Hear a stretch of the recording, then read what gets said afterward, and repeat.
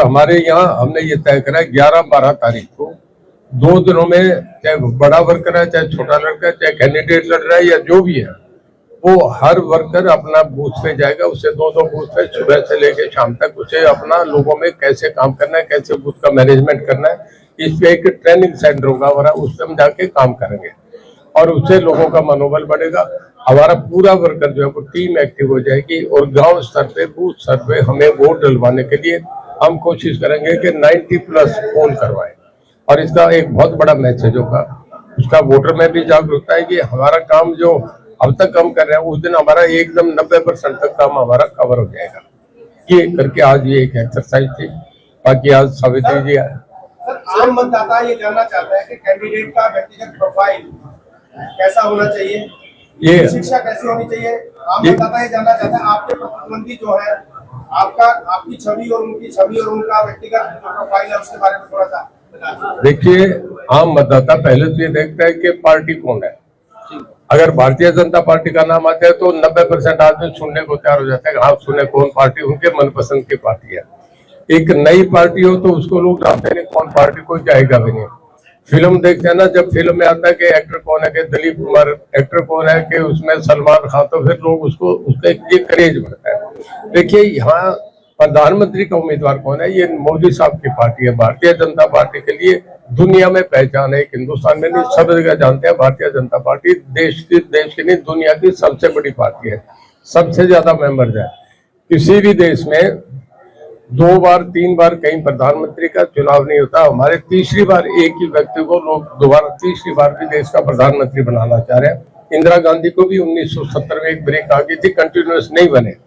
इतनी बड़ी एक्सरसाइज है, 145 करोड़ लोग वोट करेंगे। 145 करोड़ देश का आबादी का देश है।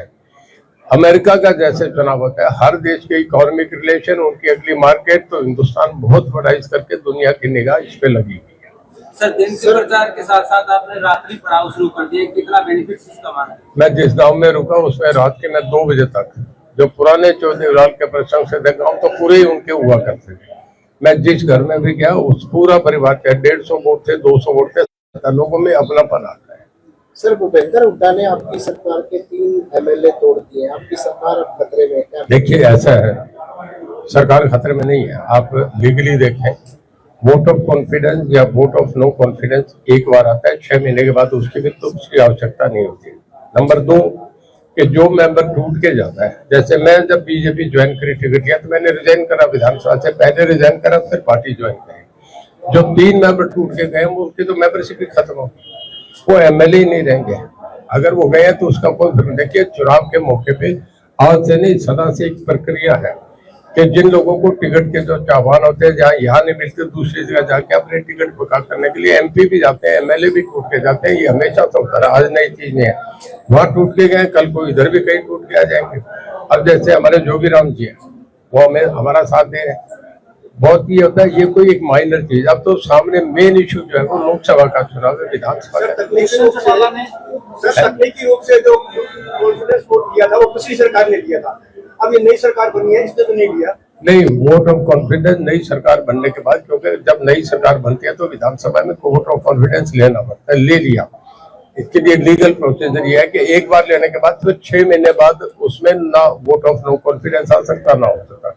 वैसे भी मैं ये बताऊं कि कोई भी VP शो कर ले, कुछ भी कर ले, हमारी गवर्नमेंट स्टेबल है। 41 MLA हमारे पहले हैं, गोपाल कांडा हमारे साथ है 42, और इसके बाद जितने ये जो जिनमें से जो जाएंगे उनकी मेंबरशिप हमारे तो पास तो पहले ही मेजोरिटी है, कोई दिक्कत नहीं है। कांग्रेस के तो 31 ही मेंबर है। दुष्यंत चौटाला ने बयान दिया है कि सरकार को गिराने में कांग्रेस का पूरी तरह से वो सहयोग करेगा। देखिए, वो कांग्रेस का साथ देंगे नहीं देंगे, उनके साथ MLA कितने साथ देंगे ये देखना, जब प्रैक्टिस होगा तब पता लगेगा। आपको भी इस बात की खबर है, हमारे बच्चे क्यों करवाओ उनके लिए। दुष्यंत चौटाला की ओर से 3 विधायकों को नोटिस जारी किए, वो जोगीराम सियाग जैसे आपके प्रचार कर रहे हैं, तो वो कहते प्रोटोकॉल के अनुसार प्रचार नहीं कर सकते, उनके खिलाफ नोटिस भी जारी किया। अगर झूठ पड़ी तो हाईकोर्ट। देखिए, ये चीजें हैं, प्रक्रिया। MLA भी इन बात को जानते हैं, उन्हें भी पता है। कई बार लोगों का साइकोलॉजिकल ऐसी बातें बिठाने के लिए हुड्डा साहब को भी करना पड़ता है, उन्हें भी करना पड़ता है। इन एक्सरसाइज ये वो चंदा मामा वाली कहानी है, चंदा मामा दूर के कुएं पकाए भूर के, इन कहानियों में कोई दम नहीं है। लीगल मैटर जो सारी बात है वो ये चुनाव है।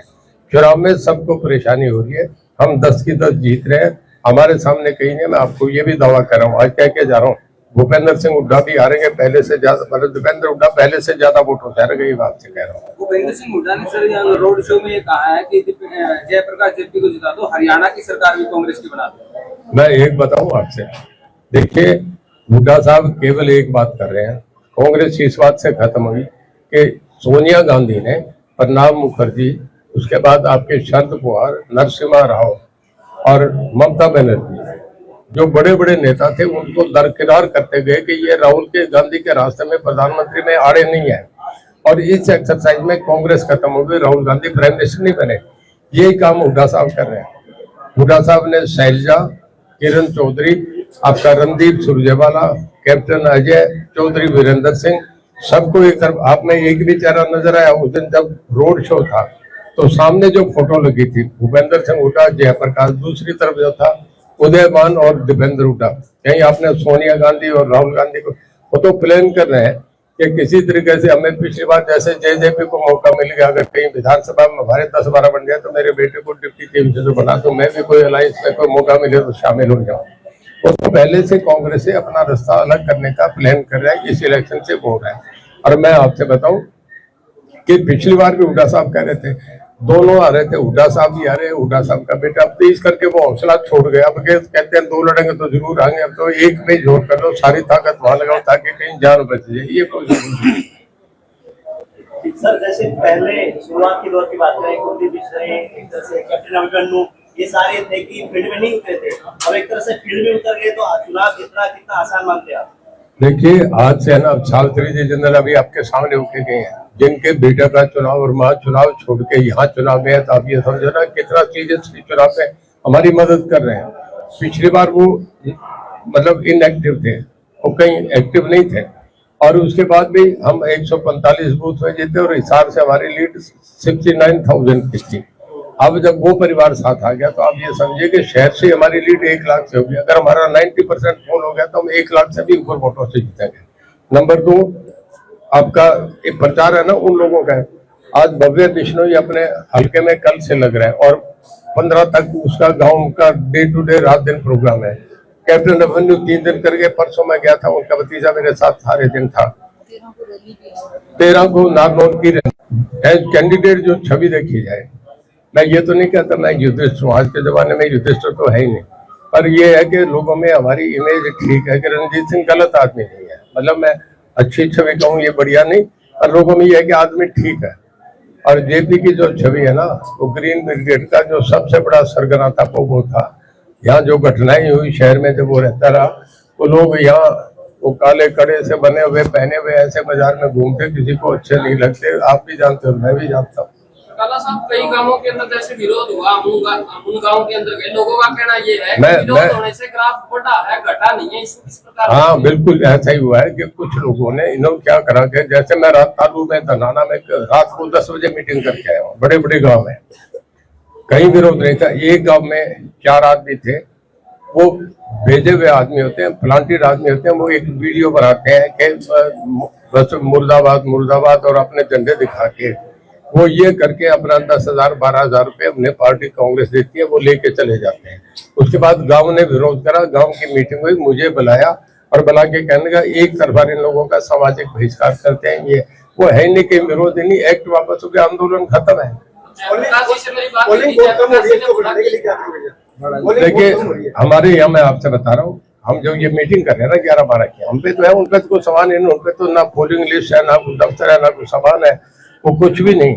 हमारा तो बहुत एक्टिव तरीके से होगा, मैंने आपसे बताया 90% से भी पोल क्रॉस करेंगे, हम तो इतनी तैयारी करके बैठे हैं, हमारा तो बूथ लेवल पे सब तैयारी है। 10 मई को भव्य बिश्नोई एक साइकिल यात्रा निकाल रहे हैं आपके समर्थन के अंदर, तो इससे आदमपुर से आपको कितना समर्थन मिलने की उम्मीद है?